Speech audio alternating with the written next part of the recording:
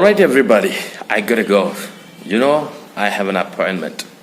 ഇവിടെ I gotta go എന്ന് പറഞ്ഞാൽ ഈ ഗോട്ട GOTTA ഗോട്ട ആണോ? അല്ല, ഗോഡ എന്നുള്ള ഗോഡ ഡി സൗണ്ടാണ് വരുന്നത്. I gotta go. ഈ ഗോഡ എന്ന് പറയുന്നത് എന്താണ്? ഗോട്ട് ടു എന്നുള്ളതാണ്. ഒരു നെസസറി, അതായത് ഒരു അത്യാവശ്യമായിട്ടുള്ളൊരു കാര്യം ചെയ്യേണ്ട സമയത്തൊക്കെ നമ്മൾ ഈ ഗോഡ എന്നാണ് പറയുന്നത് ശരിക്കും മനസ്സിലാക്കണേ. ഐ ഗോട്ട ഗോ, എനിക്ക് പോകേണ്ട ആവശ്യമുണ്ട്, അത്യാവശ്യമുണ്ട്. I gotta go.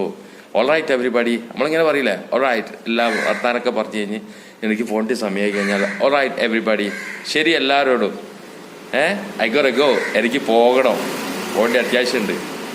യുനോ, നീ അറിയോ, ഐ ഹാവ് എൻ അപ്പോയിൻമെൻറ്റ്, എനിക്കൊരു അപ്പോയിൻമെൻ്റ് ഉണ്ട്, എനിക്കൊരു കൂടിക്കാഴ്ച ഉണ്ട് ഒരു പ്രത്യേക സമയത്ത്. നിനക്ക് do you have an appointment with my മാനേജറായിട്ട് അപ്പോയിൻമെൻ്റ് ഉണ്ടോ? ഒരു പ്രത്യേക സമയത്ത് ഒരു പ്ലേസിൽ നിനക്ക് എന്തെങ്കിലും ഒരു സംസാരിക്കണമെങ്കിൽ ചില മാനേജറോടൊക്കെ അപ്പോയിൻമെൻ്റ് എടുക്കണം. മറ്റേ വേറെ ഒന്നുണ്ട്, കമ്പനിയിൽ നിന്ന് അവരുടെ കാൻഡിഡേറ്റ്സ് ഉണ്ടല്ലോ, ഇൻ്റർവ്യൂവിന് പോകുന്ന ആൾക്കാർക്ക് അപ്പോയിൻമെൻറ്റ് ലെറ്റർ കൊടുക്കും. അതായത് നിയമന ലെറ്റർ കൊടുക്കും, അത് അപ്പോയിൻമെൻറ്റ്. അതുപോലെ തന്നെ ഈ ഐ ഹാവ് എൻ അപ്പോയിൻമെൻറ്റ്, എനിക്കൊരു അപ്പോയിൻമെൻറ്റ് ഉണ്ട് ഒരാളുമായിട്ട്.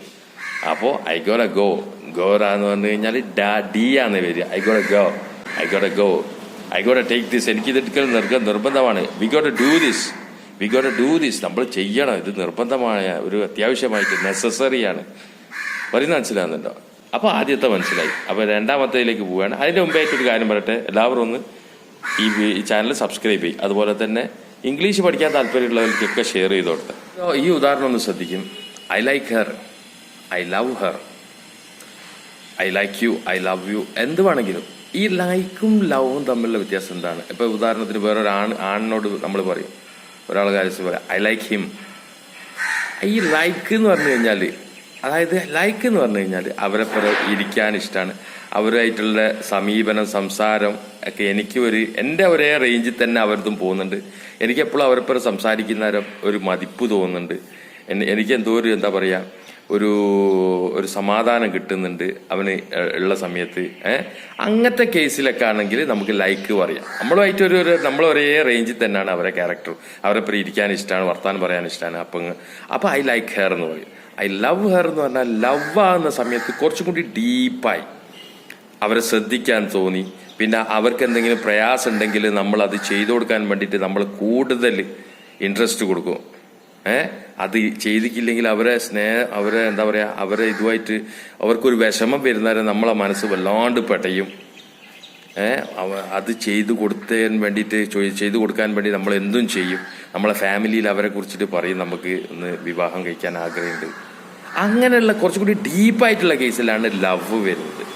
ചെറിയൊരു സംശയമാണ് എല്ലാവർക്കും ഉള്ളത്, അത് ഞാനൊന്ന് മാറ്റിയെന്നുള്ളൂ. ഐ ലൈക്ക് ഹെർ അല്ലെങ്കിൽ ഐ ലൈക്ക് ഹിം. ഇത് പറയാനുള്ളതെന്ന് വെച്ചാൽ, നമ്മളിപ്പോൾ നമുക്കൊരാളൊരു ഉപകാരം ചെയ്ത്, അതിപ്പോൾ നമ്മൾ നേരിട്ടായിക്കോട്ടെ അല്ലെങ്കിൽ നമുക്ക് വേറെ ഏതെങ്കിലും തരത്തിൽ സഹായിച്ചു കഴിഞ്ഞാൽ നമ്മൾ താങ്ക് യു സാധാരണ കേസിൽ പറയും. ഇനിയിപ്പോൾ അത് താങ്ക് യു ഫോറും കൂടി വെച്ചിട്ട് കുറച്ച് കാര്യങ്ങൾ പറയണമെങ്കിൽ നമുക്ക് അത് എന്താണെന്നും കൂടി സൂചിപ്പിക്കാം. ഇപ്പോൾ thank you for your help, എൻ്റെ ഹെൽപ്പിന് thank you for your support, thank you for your reply, thank you for your time. എന്താ thank you for your time?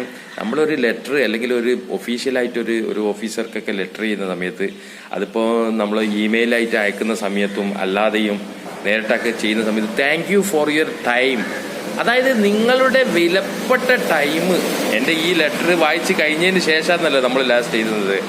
Okay sir, thank you for your time. നിങ്ങളുടെ time, ആ ഒരു വിലപ്പെട്ട സമയം ഉണ്ടല്ലോ എനിക്ക് വേണ്ടി ചിലവാക്കിയ ആ സമയത്തിനൊരു താങ്ക് യു ആണ് പറയുന്നത്. ആ താങ്ക് യു എന്ന് പറഞ്ഞാൽ വളരെ പൊളൈറ്റ്ലി പിന്നെ പ്രൊഫഷണലായിട്ടൊക്കെയാണ് നമ്മളത് ആ thank you for your time പറയുന്നത്. അത് നമ്മൾ എപ്പോഴും ഉപയോഗിക്കാൻ വേണ്ടി ശ്രമിക്കണം. ഒരു ലെറ്റർ ചെയ്യുന്ന last thank you for your time എന്ന് പറഞ്ഞു കഴിഞ്ഞാൽ അതിലൊരു ഇമ്പ്രസ്ഡ് ആവും. അത് നമുക്ക് കാര്യങ്ങൾ വേഗം കിട്ടാനൊക്കെ ഒരു സാധ്യതയുണ്ട്. അപ്പോൾ അത് ശ്രദ്ധിക്കുക. താഴത്ത് കാണുന്ന ഈ ഡാമിറ്റ് എന്ന് പറയുന്നത് രണ്ട് തരത്തിലും പറയട്ടോ. ഈ രീതിയിലും പറയാം, മറ്റേ രീതിയിലും പറയാം. ആ സ്പെല്ലിങ് ഡാമിറ്റ് എന്ന് പറഞ്ഞു കഴിഞ്ഞാൽ എന്താ വെച്ച് കഴിഞ്ഞാൽ, നമുക്കൊരു പെട്ടെന്നൊരു അരോചകമുണ്ട്, എന്താ പറയുക, നമുക്കൊരു വിഷമം ഉണ്ടാകും, അല്ലെങ്കിൽ നമുക്കൊന്ന് അനോയൻസ്, നമുക്കൊരു വെറുപ്പിക്കൽ, അല്ലെങ്കിൽ നമ്മൾ എന്തെങ്കിലും കാര്യം പെട്ടെന്ന് മറന്നുപോയി എന്തെങ്കിലും ഇപ്പോൾ ഉദാഹരണത്തിന് dammit I forgot my keys, എൻ്റെ താക്കോൽ എടുക്കാൻ മറന്നുപോയി, എൻ്റെ ഫോർഗോട്ട്, ഞാൻ മറന്നുപോയി. ഡാമിറ്റ്. ഡാമിറ്റ് എന്ന് പറയുന്നത് ഒരു ബാഡ് വേർഡാണോ എന്ന് ചോദിച്ചു കഴിഞ്ഞാൽ ബാഡ് തന്നെയാണ്, ഒരു മോശം വേർഡ് തന്നെയാണ് ഡാമിറ്റ്. പക്ഷെ അത്രയ്ക്കില്ല. പലതരത്തിലുള്ള മോശം വേർഡുകൾ ഇംഗ്ലീഷിൽ ആൾക്കാർ ഉപയോഗിക്കും, അത്ര വരൂല. സാധാരണ ഇൻഫോർമലായിട്ട് ഒരുപാട് ആൾക്കാർ അമേരിക്കയിൽ ഉപയോഗിക്കുന്ന ഒരു സാധാരണ damn it. Damn it, I need to talk. Damn it. ആ ഡാമിറ്റ് എന്നുള്ളത് നമ്മൾ കേൾക്കുകയും ചെയ്യും.